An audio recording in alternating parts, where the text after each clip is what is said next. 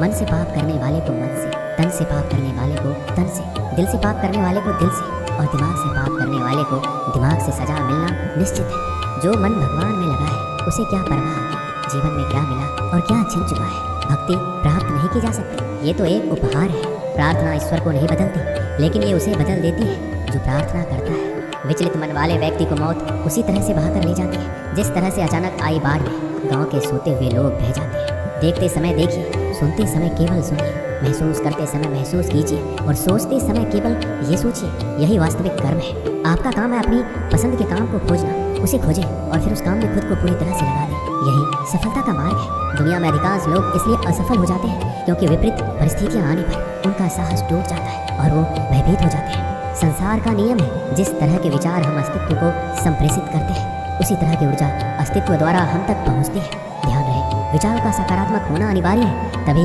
राह सरल और सुगम होती चली जाएगी। कभी किसी और के लिए जीने का प्रयास मत करो, किसी और की दृष्टि में अच्छा बनने की चेष्टा मत करो। हम अकेले आए हैं, अकेले ही जाएंगे। हम जैसा कर्म करेंगे वैसा ही फल पाएंगे।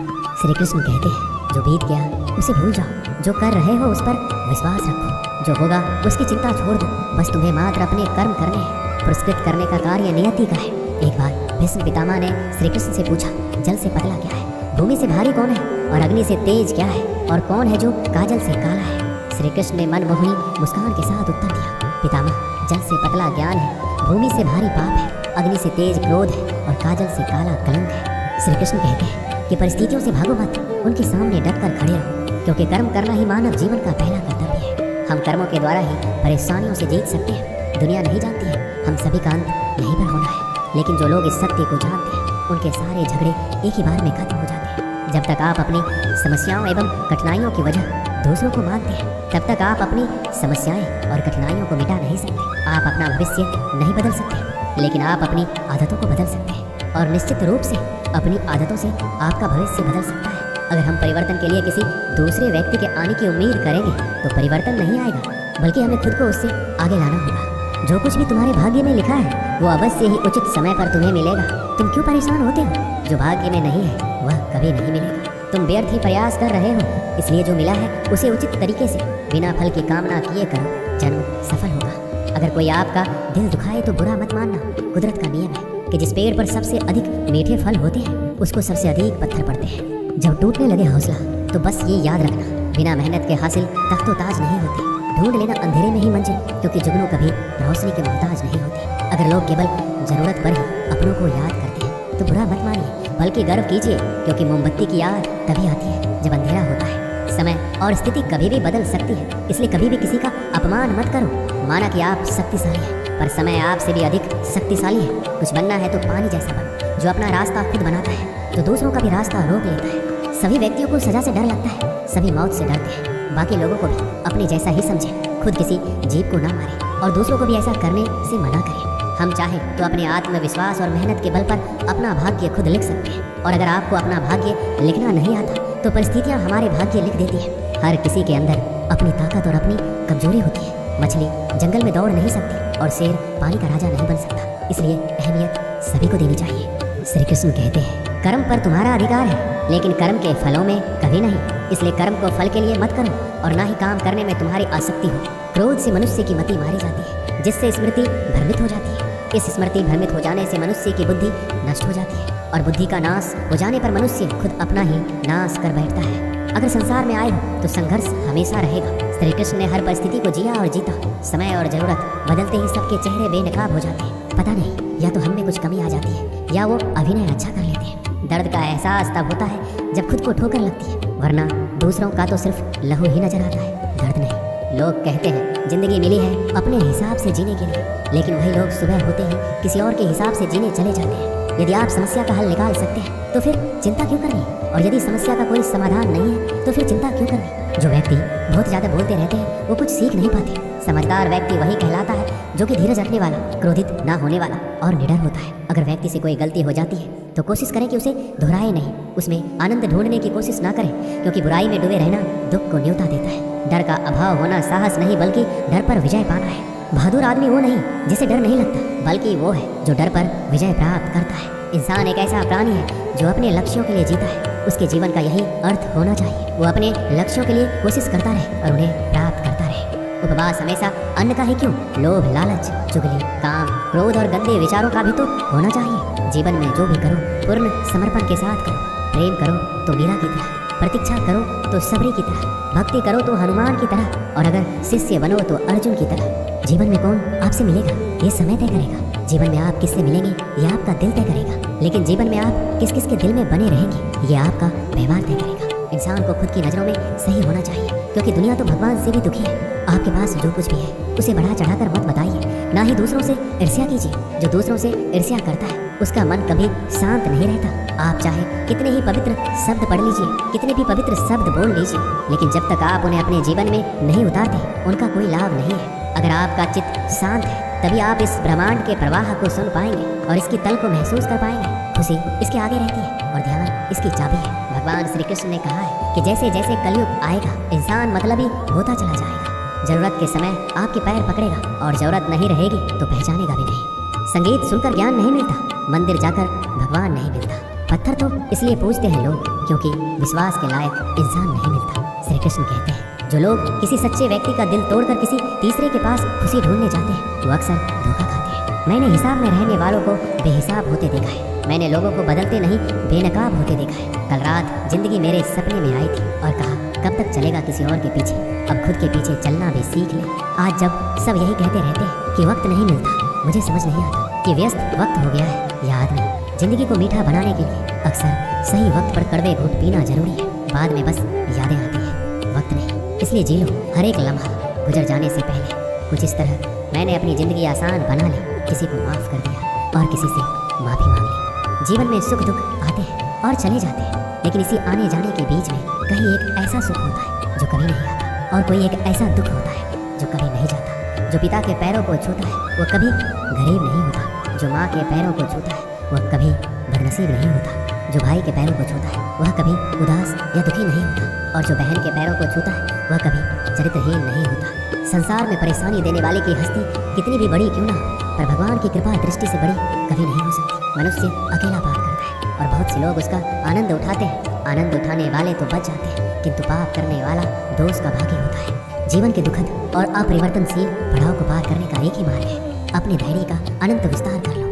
हम शिकायत कर सकते हैं क्योंकि गुलाब की झाड़ियों में कांटे हैं, या फिर खुश हो सकते हैं क्योंकि कांटों की झाड़ियों में गुलाब है। सत्य हर बार शुभ और मंगलकारी नहीं हो सकता, और झूठ भी हर बार अशुभ और अमंगलकारी नहीं होता है। भगवान श्री कृष्ण ने अपने जीवन में ये सीख सबको दी कि झूठ और सत्य का निर्धारण कभी इस बात से नहीं होता कि आपने क्या कहा, अपितु इस बात से होता है कि आपने क्यों कहा। सुख और दुख अपने नसीब से मिलता है, अमीरी गरीबी से इसका कोई लेना देना नहीं। रोने वाले महलों में भी होते हैं, और किस्मत में खुशी हो तो झोपड़ी में भी हंसी गूंजती है। विश्वास में वो शक्ति है जिससे उजड़ी हुई दुनिया में प्रकाश लाया जा सकता है। विश्वास पत्थर को भगवान बना सकता है, और अविश्वास भगवान के बनाए इंसान को पत्थर दिल बना सकता है। किसी की यादों में घुट घुट कर मरने से अच्छा है कि आप अपनी ताकत को अपने लक्ष्य पर लगाओ और इतने सफल बन जाओ कि एक दिन आपको छोड़ने वाला पछताने लगे। कामयाब व्यक्ति की चमक लोगों को दिखाई देती है। उसने कितने अंधेरे देखे हैं ये कोई नहीं जानता। यदि सपने सच नहीं हो रहे हैं तो रास्ते बदलो, सिद्धांत नहीं, क्योंकि पेड़ हमेशा पत्तियां बदलते हैं, जड़ें नहीं। कोई भी व्यक्ति सिर मुड़ाने से या फिर उसके परिवार से या फिर उसकी जाति में जन्म लेने से संत नहीं बनता। जिस व्यक्ति में सच्चाई और विवेक होता है वही धन्य है, वही संत है। दर्द तो तय है, यह आपके हाथों में नहीं है। हाँ, दुखी होना या ना होना वह आपके हाथ में अवश्य है। स्वास्थ्य सबसे बड़ा उपहार है, संतोष सबसे बड़ी संपत्ति है, और सबसे अच्छा रिश्ता है हमारे विचारों का ही परिणाम है। मन ही सब कुछ है, जो हम सोचते हैं वो हम बन जाते हैं। अगर आध्यात्मिक मार्ग पर चलने के लिए आपको कोई साथ नहीं मिलता तो अकेले ही चलिए। आप खुद अपने प्यार और समय के उतने ही हकदार हैं जितना दुनिया में कोई भी अन्य व्यक्ति है। सभी बुराइयों से दूर रहने के लिए अच्छाई का विकास कीजिए और अपने मन में अच्छे विचार रखिए। एक वफादार, प्रतिष्ठित और धनी व्यक्ति जो भी जगह चुनता है वहाँ उसका सम्मान किया जाता है। बीता हुआ समय बीत चुका है और भविष्य अभी दूर है। वर्तमान ही वो समय है जिसमें आप जी सकते हैं। मौन रहना बहुत अच्छी बात है, लेकिन ऐसा मौन किस काम का जो आपके अस्तित्व को ही खत्म कर दे। मौन आपकी ताकत भी है और कमजोरी भी। बस आपको ये पता होना चाहिए कि कब आपको मौन रहना है और कब नहीं। जहाँ उम्मीद नहीं होती वहाँ तकलीफ की कोई गुंजाइश भी नहीं होती। हर कोई परेशान है मेरे ज़्यादा बोलने से, और मैं परेशान हूँ अपने अंदर की खामोशी से। अच्छे कर्म अच्छे ही फल देते हैं। वो जो अपने परिवार से अत्यधिक जुड़ा है उसे भय और चिंता का सामना करना पड़ता है। क्योंकि सभी दुखों की जड़ लगाव है। इसलिए खुश रहने के लिए लगाव छोड़ देना चाहिए। वो जो हमारे चिंतन में रहता है वो करीब है, भले ही वास्तविकता में बहुत दूर क्यों ना हो, लेकिन जो हमारे हृदय में नहीं वो करीब होते हुए भी बहुत दूर होता है। जिसका ज्ञान बस किताबों तक सीमित है और जिसका धन दूसरों के कब्जे में है, वो जरूरत पर ना अपना ज्ञान प्रयोग कर सकता है ना ही धन। जो लोग परमात्मा तक पहुंचना चाहते हैं उन्हें वाणी, मन, इंद्रियों की पवित्रता और एक दयालु हृदय की आवश्यकता होती है।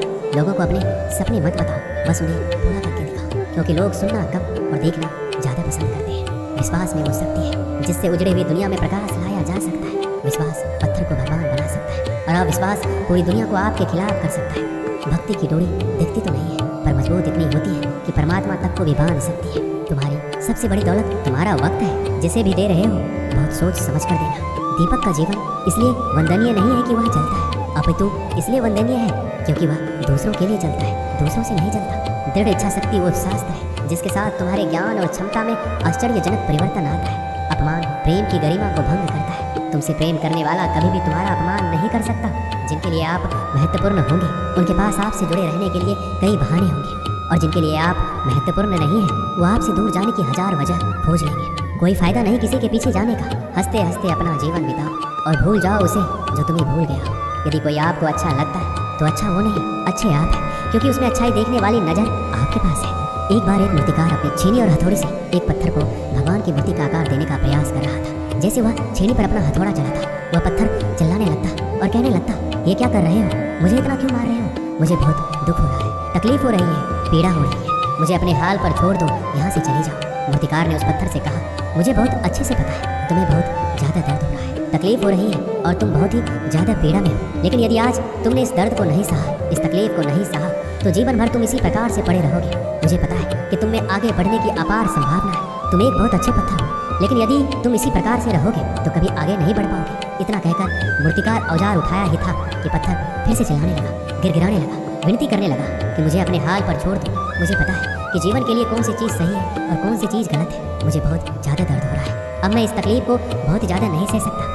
मैं जिस हाल में हूँ उस हाल में मुझे छोड़कर तुम चले जाओ। उस मूर्तिकार ने फिर से उस पत्थर को समझाने की कोशिश की कि ज़्यादा अधीर मत बनो और अपने संयम को बनाए रखो। थोड़ी देर और इस दर्द को सहो। यदि इस दर्द को सह लिया तो मैं भगवान की मूर्ति के रूप में तुम्हारी स्थापना करवाऊंगा और फिर दूर दूर से लोग तुम्हारी पूजा करने आएंगे और पंडित लोग तुम्हारी सेवा करेंगे। लेकिन पत्थर ने उस मूर्तिकार की एक भी बात नहीं मानी। वह चिल्लाता रहा और अपनी बात पर अड़ा रहा था। मूर्तिकार ने उस पत्थर को समझाने की बहुत कोशिश की, लेकिन वो पत्थर नहीं माना। अब मूर्तिकार भी थक चुका था और वह उस पत्थर को छोड़कर आगे बढ़ गया और थोड़ी ही दूर जाकर देखा कि एक और बहुत ही अच्छा पत्थर वहाँ पड़ा हुआ है। उसने छेनी और हथौड़ी उठाई और उस पत्थर को मूर्ति बनाने के लिए तैयार हो गया। मूर्तिकार ने छेनी और हथौड़ी का वार दूसरे पत्थर पर जाने रखा। दूसरे पत्थर को भी दर्द हुआ, तकलीफ उसे भी हुई, लेकिन उस पत्थर ने बर्दाश्त कर लिया और देखते ही देखते थोड़े समय के बाद उस पत्थर ने भगवान की मूर्ति का रूप धारण कर लिया। थोड़े दिन बाद उस मूर्ति की स्थापना एक मंदिर में हो गई। धीरे धीरे लोग उसकी पूजा पाठ करने लगे। लोगों की मन्नतें वहाँ से पूरी होने लगी। वह मंदिर बहुत ही ज़्यादा प्रसिद्ध हो गया। अब धीरे धीरे करके दूर दूर के गाँव से लोग वहाँ पूजा पाठ करने के लिए आने लगे। फिर एक दिन और उस पत्थर को उसी मंदिर में लाया गया और उसे एक कोने में रख दिया गया। अब लोग आते जाते